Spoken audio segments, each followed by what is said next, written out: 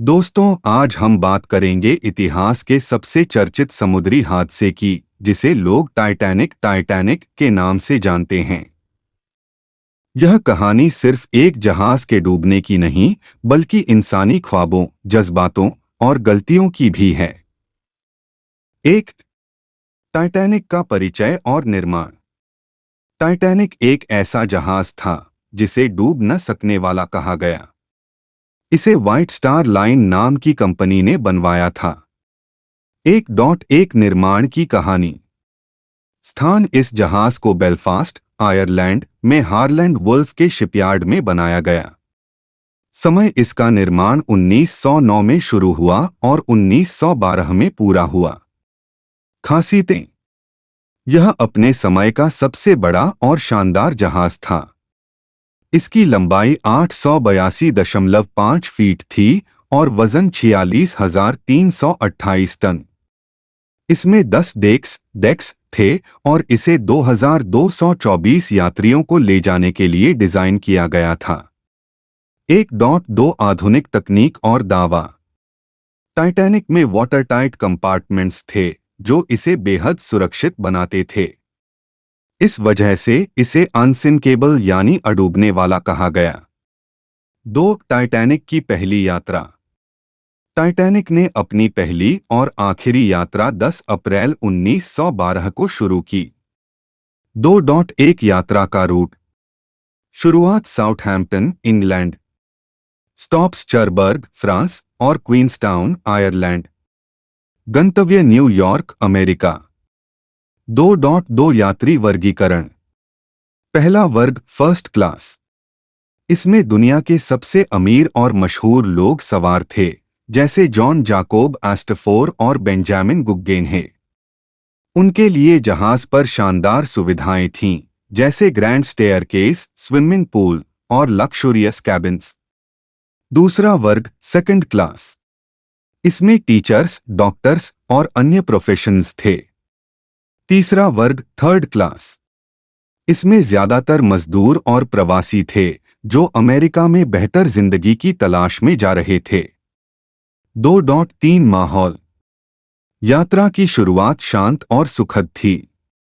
First class में पार्टियां हो रही थीं, जबकि थर्ड क्लास के यात्री अपने छोटे केबिन में साधारण सुविधाओं के साथ सफर कर रहे थे। 3. हादसे की शुरुआत।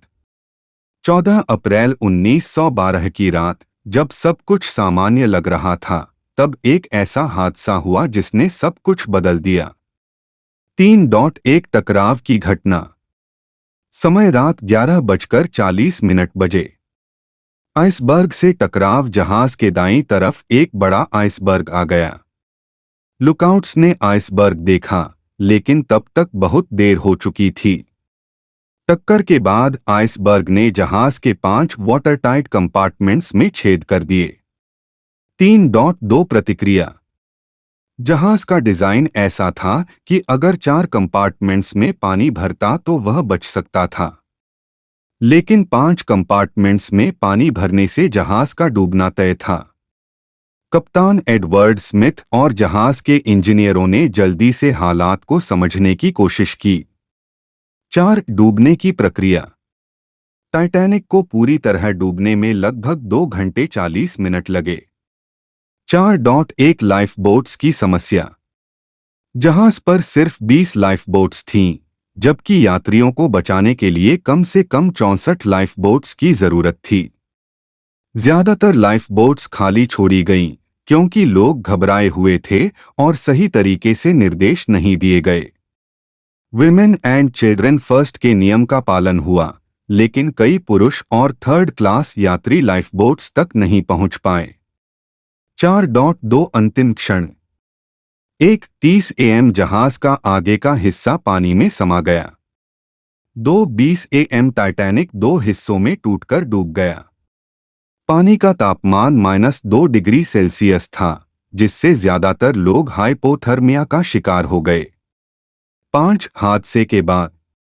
5.1 बचाव अभियान। RMS कारपाथिया। यह जहाज SOS सिग्नल सुनकर मदद के लिए पहुंचा। 710 लोगों को बचाया गया। कुल 1500 से अधिक लोग समुद्र में अपनी जान गंवा बैठे। 5.2 दुनिया की प्रतिक्रिया। यह हादसा पूरे विश्व में चर्चा का विषय बन गया। अखबारों ने इसे सदी का सबसे बड़ा हादसा कहा। 6 टाइटैनिक का मलबा और खोज। 1985 में डॉक्टर रॉबर्ट बैलार्ड ने टाइटैनिक का मलबा अटलांटिक महासागर में 12,000 फीट गहराई पर खोजा। जहाज के कई हिस्से आज भी समुद्र में सुरक्षित हैं। इससे जुड़े आर्टिफैक्ट्स को म्यूजियम में रखा गया है।